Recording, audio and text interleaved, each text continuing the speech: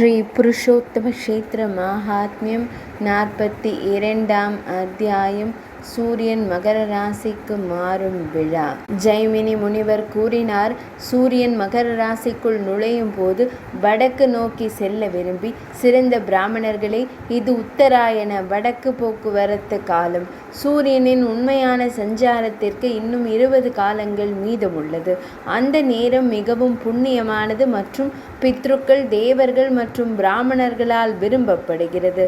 மனிதன், அதாவது பக்தன், அந்த நேரத்தில் கடல் நீரில் நீராடி நாராயணரை வணங்கி கல்ப மரத்தை வணங்கி சந்நிதிக்குள் நுழைய வேண்டும். அவர் ஆலயத்தை 3 முறை வலம் வந்து மந்திரராஜர் மூலம் ஸ்ரீ புருஷோத்தமரை வணங்க வேண்டும். அதேபோல் பலதேவரையும் தேவி சுபத்ரையையும் அவரவர் மந்திரங்களால் வணங்க வேண்டும். உத்தராயணத்தில் சூரியனின் வடக்கு பெயர்ச்சி காலத்தில் இறைவனை காண்பதன் மூலம் ஒருவர் உடல் பந்தத்திலிருந்து விடுபடுகிறார். செயல்முறையை நான் விவரிக்கிறேன். இது மிகவும் புனிதமானது. இதை கேளுங்கள். சம்க்ராந்திக்கு, அதாவது பெயர்ச்சிக்கு முந்தைய நாளில் பக்தர் நன்கு பொடிக்கப்பட்ட புதிய அரிசி மணிகளை மாளிகையின் சந்நிதியின் கிழக்கே ஒரு இடத்தில் வைத்து பிரதிஷ்டை சடங்கு அதிவாசம் செய்ய வேண்டும். அவர் அரிசி மணிகளை ஒரு புதிய துணியால் மூடி துர்பா கத்திகள், கடுகு மற்றும் பூக்களால் வணங்க வேண்டும். பின்னர் அவர் முணுமுணுப்பார், ஸ்ரீகிருஷ்ணர் தங்களை பாதுகாக்கட்டும். அந்த இரவில் ஒரு யாமம் 3 மணி நேரம் கடந்ததும் பிரபஞ்சத்தின் இறைவனின் பிரதியை, அசையும் சிலையை இறைவனின் முன்னிலையில் கொண்டு சென்று 2இன் அடையாளத்தை தியானிக்க வேண்டும். மீதமுள்ள காணிக்கைகளுடன் அவர் மிகுந்த செறிவுடன் வழிபட வேண்டும். நிர்மால்ய துணிகள் மற்றும் மாலைகளை பிரதியின் மீது வைக்க வேண்டும். அதை 3 முறை விரிவாக 3 தெய்வங்களை சுற்றி எடுத்துச் செல்ல வேண்டும். பின்னர் அதை ஒரு பல்லக்கில் வைத்து மாளிகையின் வாயிலுக்கு கொண்டு வர வேண்டும். திரிவிக்ரம அவதாரத்தில் இறைவன் தனது அடிகளால் 3 உலகங்களையும் அளந்தபோது அவரது அழகான அசைவுகளை பின்பற்றி பிரதியை மாளிகையை சுற்றி 3 முறை எடுத்துச் செல்ல வேண்டும். இறுதியில் அதை மெதுவாகவும் விரிவாகவும் மடியில் அசைக்க வேண்டும். இருளின் மறைப்பை அகற்ற 100கணக்கான விளக்குகள் இருக்க வேண்டும். குடை, கொடிகள், பதாகைகள் போன்ற உபகரணங்களுடன் நடனங்கள், பாடல்கள் மற்றும் வாத்திய இசையுடன் சுற்றி வர வேண்டும். இறைவனை கண்டு தங்கள் பாவங்களை அழித்த உன்னத ஆன்மாக்கள் தங்கள் உடலில் சின்னங்களின் அடையாளங்களையோ அல்லது சிவப்பு சூடான இரும்பின் முத்திரைகளையோ வைத்திருக்க வேண்டிய அவசியமில்லை.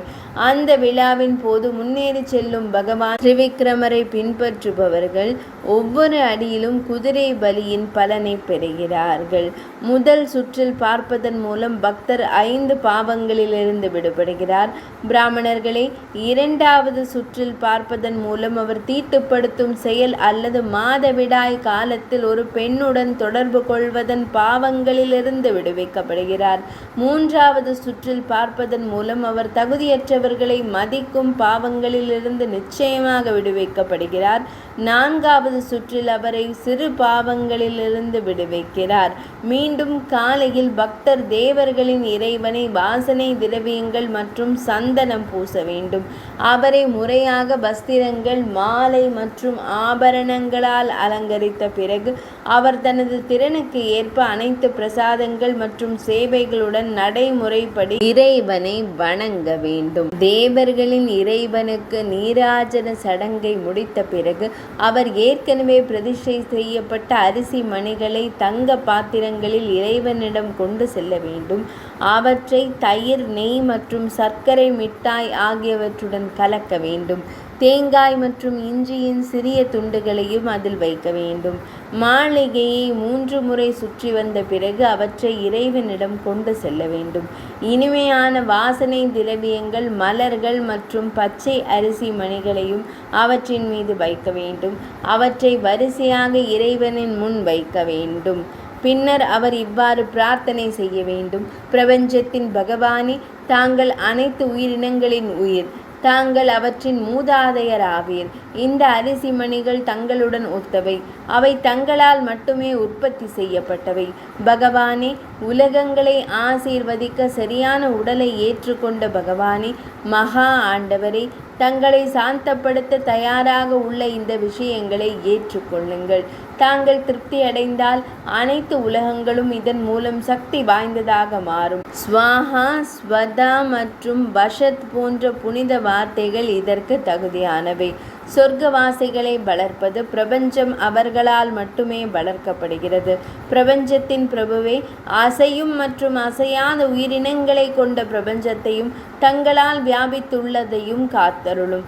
தேவர்களின் தலைவரிடம் இவ்வாறு பிரார்த்தனை செய்த பிறகு அவர் நெல் கத்திகளை நைவேத்தியமாக வழங்க வேண்டும். அதேபோல் அரிசியால் செய்யப்பட்ட உணவுப் பொருட்களிலிருந்து நைவேத்தியங்களை கற்பூரம், சர்க்கரை மிட்டாய், மிளகு பொடி போன்றவற்றுடன் கலந்த இனிப்பு மனம் கொண்ட தயிர் பானைகளுடன் வழங்க வேண்டும். தேவர்களின் தலைவரின் முன் நிற்கும் பிராமணர்களை பக்தியுடன் வணங்க வேண்டும். அந்த சமைத்த அரிசி, தானியங்கள் மற்றும் பிற பொருட்களை மிகுந்த பக்தியுடன் அவர்களுக்கு கொடுக்க வேண்டும். அவை இறைவன் தானே என்று நினைத்து. முந்தைய ஒரு கல்பத்தில் இனப்பெருக்கம் முடிந்ததும் கஷ்யபர் முனிவர் இறைவனை சாந்தப்படுத்துவதற்காக இந்த விழாவை கொண்டாடினார்.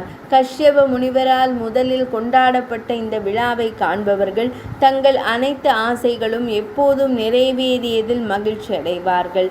பிராமணர்களே, அவர்கள் ஒருபோதும் புலம்புவதில்லை. தேவர்களுடன் சேர்ந்து வாழ்ந்த பிறகு கல்பத்தின் முடிவில் அவர்கள் முக்தியை அடைவார்கள். முனிவர்களே, அவர் சமையல் அறையையும் நெருப்பையும் இங்கேயே புனிதப்படுத்த வேண்டும். அவர் தினமும் வைஸ்வதேவ யாகம் செய்ய வேண்டும். பிரதிஷ்டை செய்யப்பட்ட நெருப்பு பலதேவர் என்றழைக்கப்படும் பலராமர் பகவானுக்கு தினமும் உணவளிக்க உணவை சமைக்கிறார். அவள் கண்ணுக்கு தெரியாத தெய்வீக வடிவத்தில் இருக்கிறாள். பரம ஆத்மாவின் இந்த மிகவும் தகுதியான திருவிழாவின் போது துலா புருஷரின் தானங்கள் போன்றவை கோடிக்கணக்கான மடங்கு பலனை தரும். புனித நீராடல், தானங்கள், தவம், ஹோமம், வேதங்களை படிப்பது மற்றும் உத்தராயண விழாவின் போது பித்ருக்களுக்கு வழிபாடு செய்வது ஆகியவை நித்திய நன்மையை தரும். 42ஆம் அத்தியாயம் நிறைவடைந்தது.